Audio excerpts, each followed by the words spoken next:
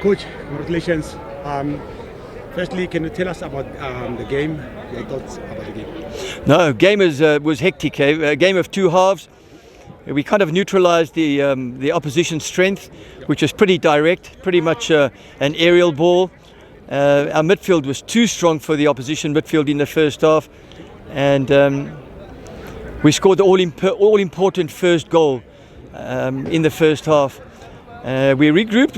We expected a little bit more resistance from the Bees in the first 45, and maybe they sat back. Maybe they're a little bit nervous, tentative. At half time, we suggested let's go strong, let's go hard, let's score an early goal in the second half and see what the response is like from the opponents. And it turned out we made a tactical change at half time. We said let's try and attack the right back a little bit more often, see if we can't get around him and get some crosses in there. We thought there was maybe an area in the goal mouth that was vulnerable. We did that. We scored a second goal. So I think that was in the first 10 or 15 minutes of the second half. And then they threw caution to the wind. They had nothing to lose. And they had shot after shot after shot, which was blocked inside our 18, outside our 18. They eventually got a goal from pressure from a corner kick, which was badly marked by our team. And then we ended up with reinforcing the back line with a fifth defender. We had one or two counterattacks thereafter, which could have resulted in another goal. But it was a very competitive game of football, especially in the second half.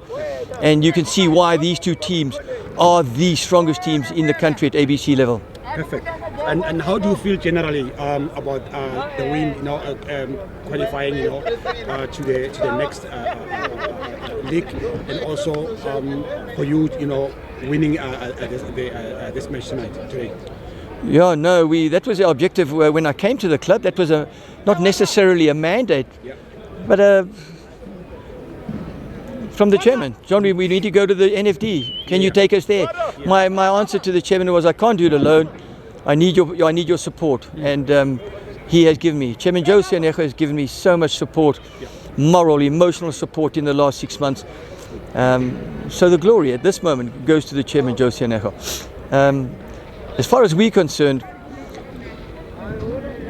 we must reset our goals every week and every day, because if you keep doing the same thing, there are other teams and other people, smarter, bigger, better, faster, stronger, that will outsmart you, and you'll end up losing 2-3 games in a row, and before you know it, you'll be in the bottom 3. Exactly. You want to eliminate that. I've been in the NFD a long time, and that second round is so difficult, let me tell you. Hey, you can finish in the top 8 after the 15 games, and within 3 or 4 matches you could be in the bottom 3.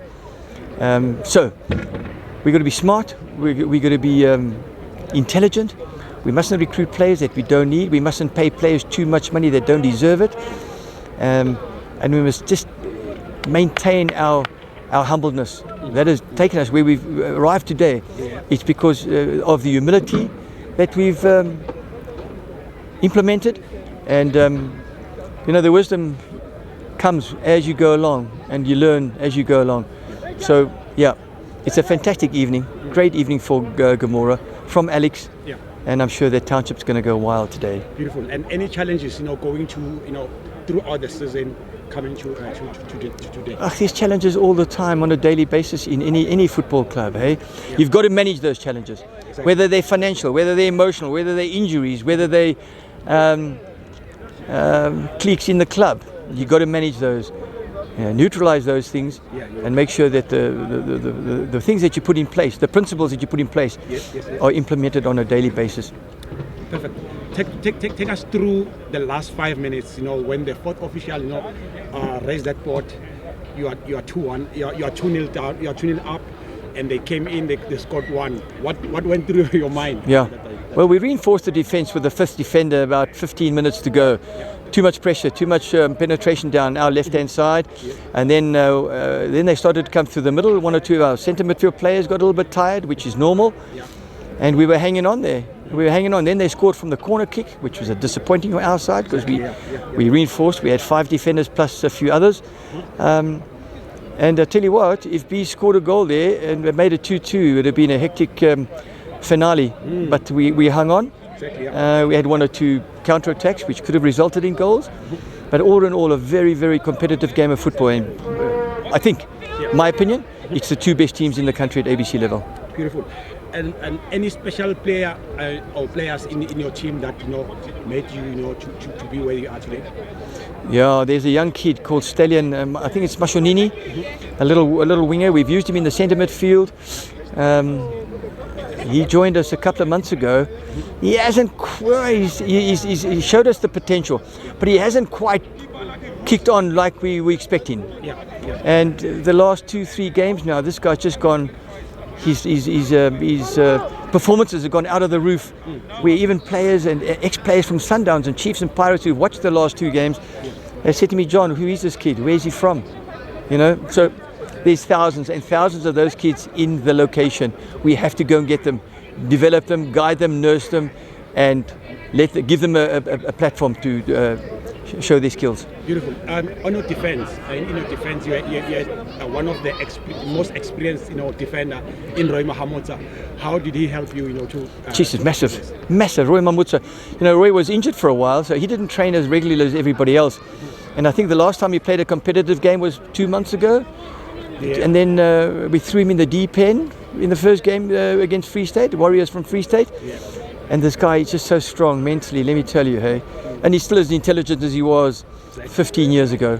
Fabulous acquisition from the chairman to come and play for us, yeah. Perfect. And your message to your technical staff?